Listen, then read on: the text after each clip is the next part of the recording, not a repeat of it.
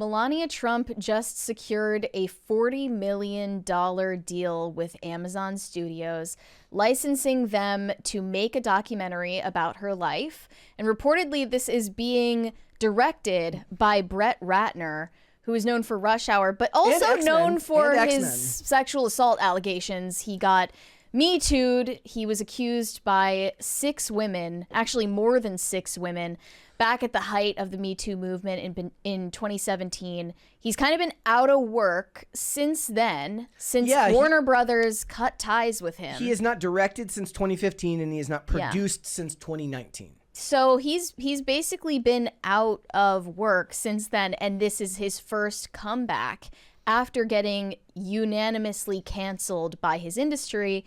And I don't know anything about those allegations. I read into the surface level. Obviously, he has denied them. My favorite part is that they referred to Rush Hour as auteur. Auteur? He's the Rush Hour auteur. To be fair, That's funny. Rush Hour is a masterpiece, and everybody should go rewatch it. So they're right. I am most excited because this promises cameos of not just Trump, but Barron Trump. They're going to be showing Barron Trump actually speaking. Lots of talking. Lots of actual, like, we're going to learn about his personality and their family dynamic. At least that's what I'm hoping. Source tells Page 6 that Melania has gotten more comfortable opening herself up to the public.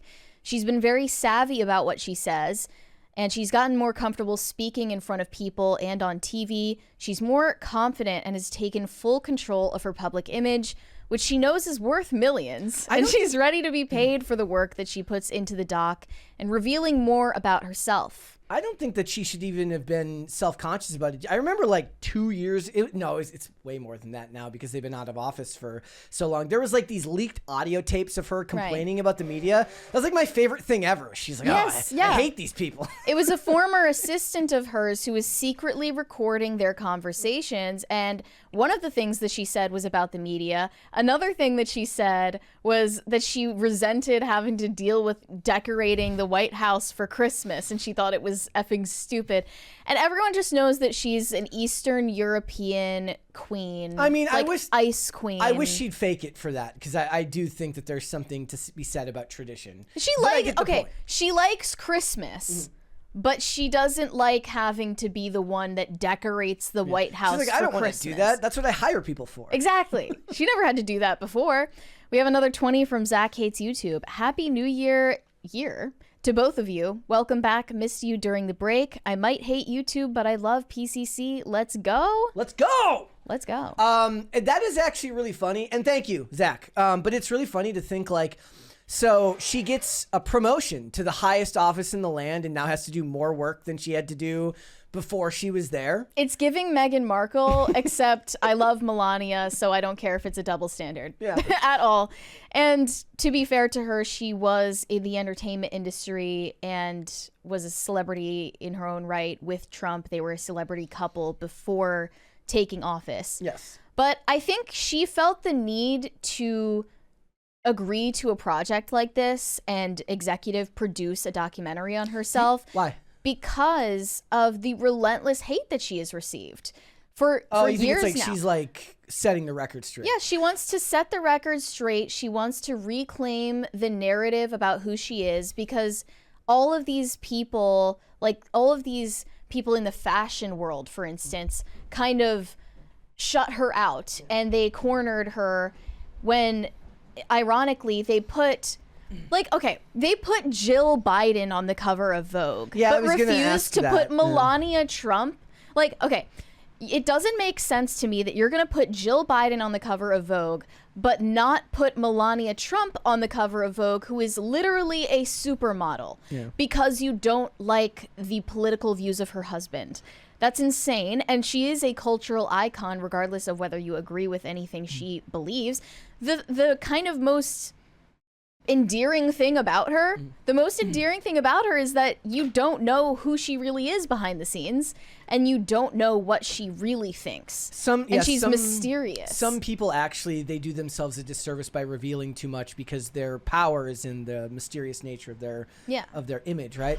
She also, like, look, making sure that she's on board as like a producer is important in this case, because if you're Donald Trump or anybody sympathetic to him, you should be immediately weary of anything that's produced. It's like, what does Trump do? He goes, I'm going to go do an interview with CNN, and then shocked Pikachu face. They cut it up and make me look like crap. Like, he's always kind of pined for the affection of the mainstream media because he had it so much growing up.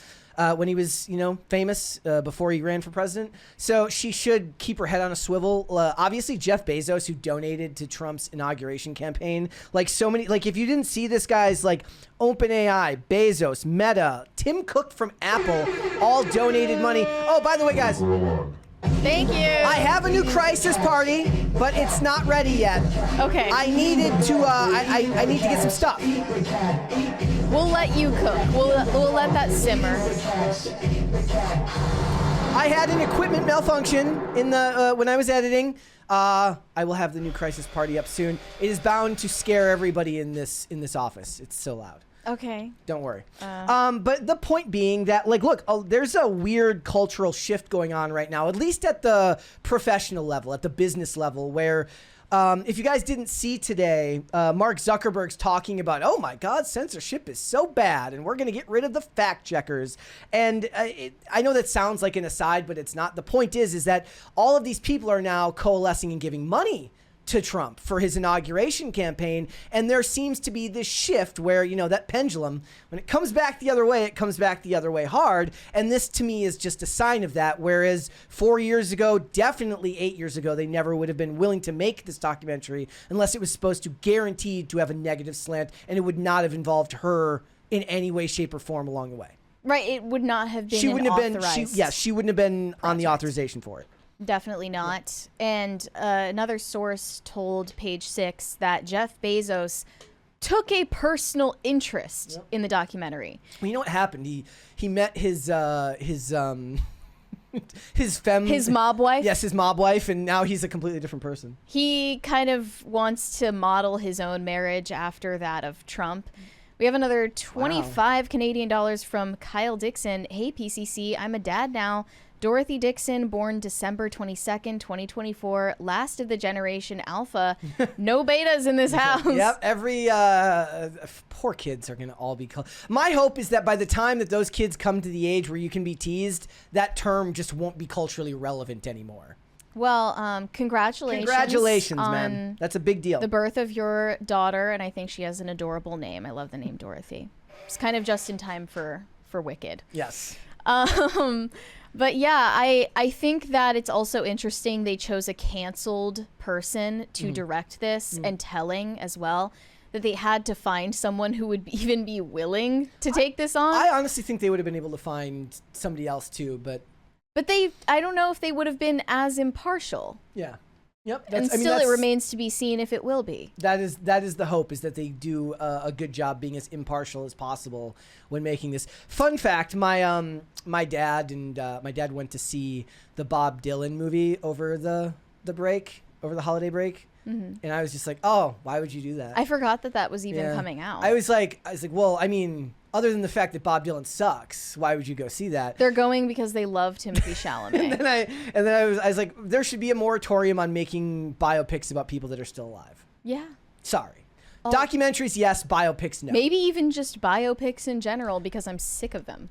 I'm kind of on board, especially I'm fine with musicians. the documentary, but a Melania biopic, I'm not interested. Yeah.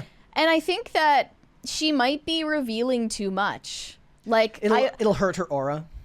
She has such a strong aura, and everyone knows that she's a bad bitch. Yeah. Everybody knows that. Everyone knows that she, like, the face card never declines. Well, she's mysterious and cold and calculating, and you don't know what's going on behind her eyes. It's kind of like, it's not like Jackie O, but Jackie O had her own mystique that was separate from her husband. Definitely, yeah. But there's with Jackie O, is more of a whimsical. Yeah. But I'm saying, it was his own thing. Like, apart from her husband, she had there was if you described someone as having Jackie O style, you would understand what they meant. Right. At least women would. I wouldn't. But definitely, it's a term I've heard. But about Brett Ratner, they say the Melania documentary is his first film as a director since 2014's Hercules. And to be fair, canceled or not, that movie's a good enough reason to not be given any roles. You didn't need to get accused of assault for that to happen. Like that. I mean, that one should have probably hurt The Rock's career too. Ratner was accused of assault and harassment by 6 women, including actresses Olivia Munn and Natasha Henstridge. Elliot Page also accused him of sexual harassment and also outing them. That, as a result, meant that Warner Bros. Had to cut ties with him soon after. Yeah. And I think there were several other allegations against him as well. It wasn't even just that. Yeah. So we'll have to wait and see where it goes. But I think it'll be interesting. I like the idea of seeing some of these productions that kind of signal a shift back to center where, you know, somebody who's culturally influential can have something made about them, and it doesn't have to tie back to the fact that everybody who's a far left lunatic thinks that, you know, everyone to the right, you know, to the left of Stalin is a Nazi. I would just caution against thinking that people like Jeff Bezos, people like Mark Zuckerberg, people like Tim Cook just woke up one day and they were like, it's business. I was wrong. Yeah, it's a business move. That's fine. And they're only going to publicly show support insofar as it personally benefits them and their bottom line. But I think it's not ideological. I wouldn't say it's okay or not okay. I just think that people are getting too easily swindled by them framing it as an ideological change that they underwent. That's a problem. You know, when they frame it as if I've seen the error of my ways, I would rather you didn't lie to me and just say, like, look, I want to make money at my business, and my business now aligns with your values. Now we could, you know, go all over the place about whether we believe they should have done that beforehand. The fact of the matter is the best way to influence somebody is to make it beneficial for them. Right? And if you want to see change, the best way to do that is to make sure that what you believe is what is culturally influential at the time. So as long as they fall in camp with you, that's okay. Just know not to trust them, only as far as you can throw them. Right. That's the best you can do, and just go from there and look out for your own interest. But I still think that this could be very, very... this would probably be more interesting to me than one about Trump, because his life is so much more documented and heavily covered that this would actually probably be more interesting. Right, yeah. Almost like, it's kind of like every so often TV shows will do a thing where they'll do an episode from like a secondary character's point of view. I would almost like to see like all of these, like if they were to make a biopic one day. Here's an interesting premise. It's like all of the influential moments in Trump's presidency or the times when he's running for president and even before, but from her perspective being in the same place as him, as almost like a camera, you know. Like, that would be really interesting. Like I don't think she was there in Pittsburgh. I don't think she was there when he was almost assassinated. But imagine like if she had been, and the story has her, you know, it's shown from her perspective from the sidelines rather than his perspective as it happens.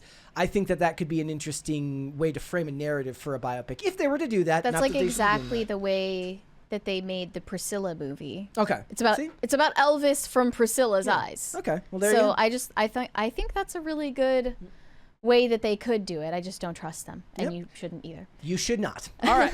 Thanks for watching. Listen to full episodes of Pop Culture Crisis on Spotify. Keep up with us on social media, and make sure you subscribe and ring that bell so you never miss the show. Bye, guys.